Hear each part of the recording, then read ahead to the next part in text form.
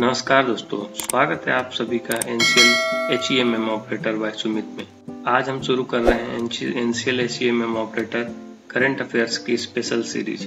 दोस्तों, जैसा कि आप सभी जानते हैं, maths, aptitude, diesel petrol engine वाले सवालों का सबका स्कोर लगभग बराबर होता है, लेकिन असली फर्क डालता है करंट अफेयर्स सेक्शन, क्योंकि यह 10 से 15 मार्क्स कवर करता है और सवाल कहीं से भी पूछे जा सकते हैं। हर टॉपिक को डिटेल्स में समझेंगे, शॉर्ट ट्रिक्स जानेंगे, याद कैसे करना है उसके ट्रिक्स देखेंगे और मैं आपको बताऊंगा कि कौन सा सवाल मोस्ट इम्पॉर्टेंट है, उसको आप टिक करके रखिएगा।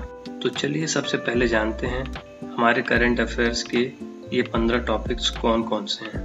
पहला है राष्ट्रीय, दूसरा है अंतर्राष्ट्रीय टॉपिक्स, तीसरा है राजकीय, चौथा है खेल कूद, पांचवा है रक्षा, छठवां है विज्ञान और प्रौद्योगिकी, सातवां है पुरस्कार और सम्मान, आठवां है रिपोर्ट्स और रैंकिंग, नौवां है नियुक्तियां, 10वां है मिश्रित, 11वां है किताबें, 12वां है महत्वपूर्ण दिन, 13वां है सरकारी योजनाएं, 14वां है हाल के मामले और विधेयक, 15वां है केंद्रीय बजट। तो दोस्तों, इन सबको हम एक एक करके कवर करेंगे और ये गारंटी है कि अगर आपने इस सीरीज को पूरी तरह देख लिया तो करेंट अफेयर्स से आपका एक भी नंबर लॉस नहीं होगा। तो दोस्तों, हम शुरू करते हैं राष्ट्रीय घटनाओं से। तो यहाँ देखते हैं कुछ इम्पोर्टेंट पॉइंट्स, जैसे कि वित्त मंत्रालय ने प्रधानमंत्री मुद्रा योजना का जो ऋण देते थे 10 लाख रुपए का, वो बढ़ा के 10 लाख के बजाय अब 20 लाख रुपए कर दिया गया तथा तरुण प्लस स्तर की भी शुरुआत कर दी है। पहले तरुण प्लस की व्यवस्था नहीं थी, अब उसको ऐड कर दिया गया है। दोस्तों, देखते हैं पहले प्रधानमंत्री मुद्रा योजना जो है वो लॉन्च किया गया था 2015 में और इसका उद्देश्य था छोटे और सूक्ष्म उद्योगों को किफायती ऋण उपलब्ध कराना। पहले शिशु को 50,000 रुपए तक का ऋण दिया जाता था इस स्कीम के अंदर, किशोर को 50,000 से अब 5 लाख रुपए दिया जा रहा है, तरुण को 5 लाख से बढ़ाकर 10 लाख कर दिया गया है और तरुण प्लस को 10 लाख से बढ़ाकर 20 लाख कर दिया गया है। तो इम्पोर्टेंट पॉइंट है इसका लॉन्च कब हुआ था और इसका उद्देश्य क्या है। दूसरा टॉपिक है प्रधानमंत्री मोदी ने केरल में विजिनझाम अंतर्राष्ट्रीय बंदरगाह का उद्घाटन किया। क्या है?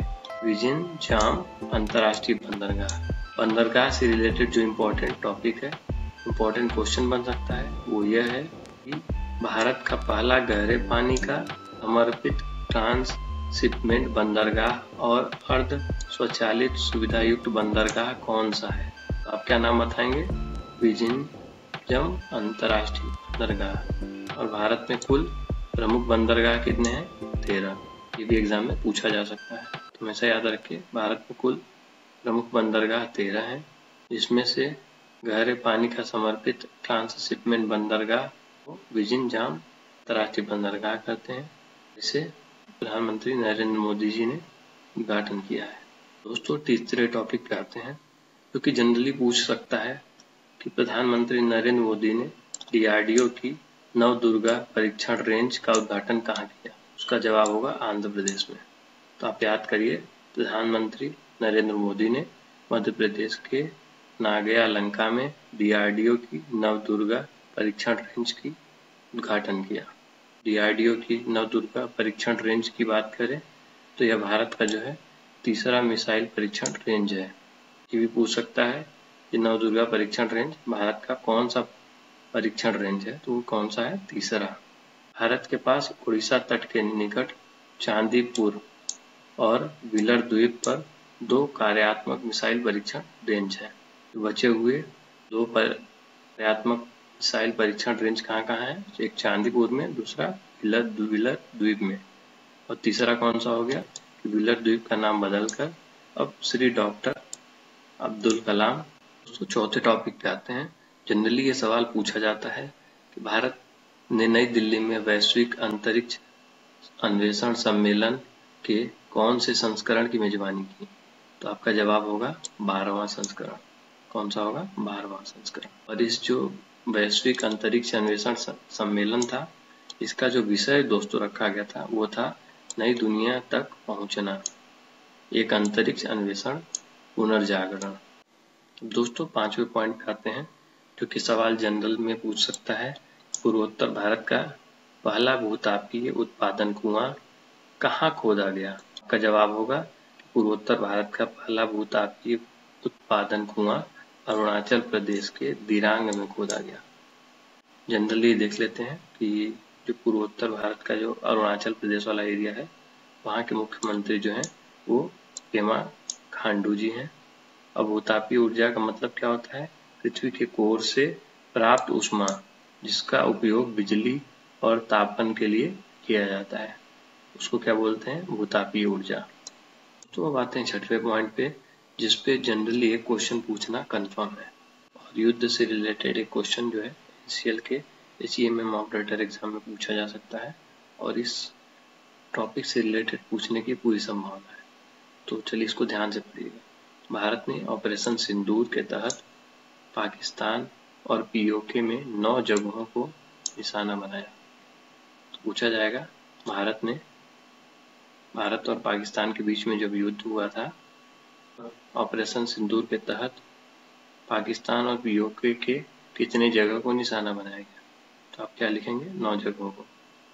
ध्यान रखिएगा कि इस जो ऑपरेशन सिंदूर है उसमें कर्नल सोफिया कुरैशी और विंग कमांडर व्योमिका सिंह ने महत्वपूर्ण भूमिका निभाई। पाकिस्तान ने कौन सा सैन्य अभियान छेड़ा था जिसका नाम था ऑपरेशन बनियान मारसूर? भारत ने जो छेड़ा था उसका नाम था ऑपरेशन सिंदूर। पाकिस्तान ने जो सैन्य अभियान छेड़ा था उसका नाम था ऑपरेशन बनियान मारसूर। तो दोस्तों इस युद्ध में जो रूस की मिसाइल थी S-400 उसने बहुत महत्वपूर्ण भूमिका निभाई थी। तो पाकिस्तान की तरफ से जितने भी ड्रोन आए थे भारत में हमला करने के लिए, तो उन सारे ड्रोनों को इस मिसाइल ने, सारे जो ड्रोन हैं उनको मार गिराया था। दोस्तों अब 7वां पॉइंट देखते हैं। भारत जो है मध्य प्रदेश और राजस्थान को जोड़ते हुए अपना पहला अंतर्राज्यीय चीता संरक्षण गलियारा विकसित कर रहा है।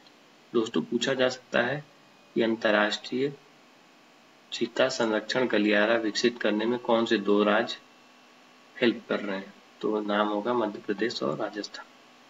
दोस्तों ये प्रोजेक्ट है, इस प्रोजेक्ट में चीता पहल के तहत भारत बोत्सवाना से 8 चीतों का आयात करने के लिए तैयारी कर रहा है। कहाँ से मंगाए जाएंगे? बोत्सवाना से।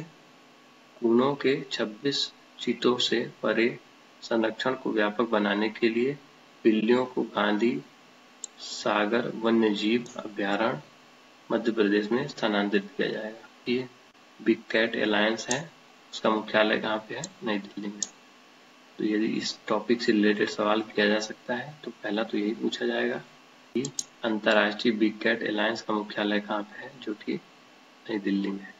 दोस्तों अब 8वां पॉइंट देखते हैं। प्रधानमंत्री मोदी जी ने इलेक्ट्रिक लोकोमोटिव ट्रेन का शुभारंभ किया। यह ट्रेन जो है दोस्तों सिर्फ मालगाड़ी है जिसका उपयोग भारी सामानों को ढोने में किया जाएगा। इसका कोई भी उपयोग यात्री के लिए नहीं किया जाएगा।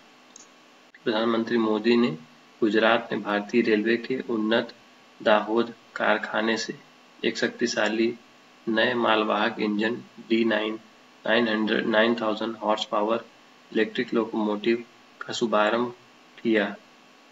तो दोस्तों 9 से स्टार्ट करते हैं। भारत के केंद्रीय अन्वेषण ब्यूरो अर्थात CBI, केंद्रीय अन्वेषण ब्यूरो मतलब CBI ने एक विशेष साइबर अपराध विरोधी पहल के रूप में ऑपरेशन हॉक शुरू किया। दोस्तों वो सवाल पूछ सकता है ऑपरेशन हॉक किसने शुरू किया? तो CBI ने। और इसका उद्देश्य क्या है? ऑपरेशन हॉक का उद्देश्य भी पूछ सकता है कि अंतर्राष्ट्रीय डिजिटल छापों के साथ ऑनलाइन बाल यौन शोषण में शामिल व्यक्तियों की पहचान करना और उन पर मुकदमा चलाना। और सवाल जो सिंपल सा पूछ सकता है इस टॉपिक से रिलेटेड ये रहेगा कि CBI ने भारत पोल विकसित किया। तो इसमें सवाल ये पूछ सकता है कि भारत पोल किस संस्थान ने विकसित किया? तो आंसर होगा CBI। और क्यों बनाया गया? तो भारत पोल जो है त्वरित अंतर्राष्ट्रीय पुलिस सहयोग और अपराध से निपटने के लिए पोर्टल बनाया गया है।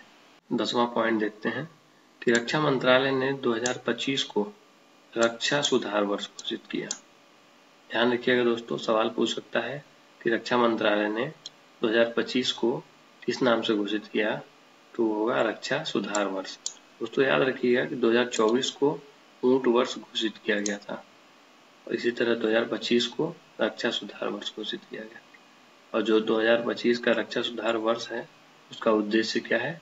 इसका उद्देश्य है भारतीय सशस्त्र बलों का आधुनिकीकरण और सुदृढ़ीकरण करना। तो दोस्तों आज के लिए इतना ही। बाकी के पॉइंट्स जो हैं वो आगे की वीडियोस में कवर करेंगे। तो आप ये 10 पॉइंट्स को अच्छे से याद कर लीजिएगा और इसका नोट्स बना लीजिएगा। बाकी मैं इस PDF की कॉपी टेलीग्राम चैनल पे दे दूंगा, आप वहां से लगे तो डाउनलोड कर लीजिएगा और अपनी पढ़ाई में लग जाइएगा जोरों शोरों से। जल्दी फॉर्म आने वाला है। अगर आप चाहते हैं कि फ्री क्लासेस रेगुलरली मिलती रहे तो चैनल को लाइक, शेयर और सब्सक्राइब करें। और याद रखिए, तैयारी सही दिशा में होगी तो सफलता पक्की है। चलिए मिलते हैं नेक्स्ट वीडियो में। तब तक के लिए जय हिंद, जय भारत।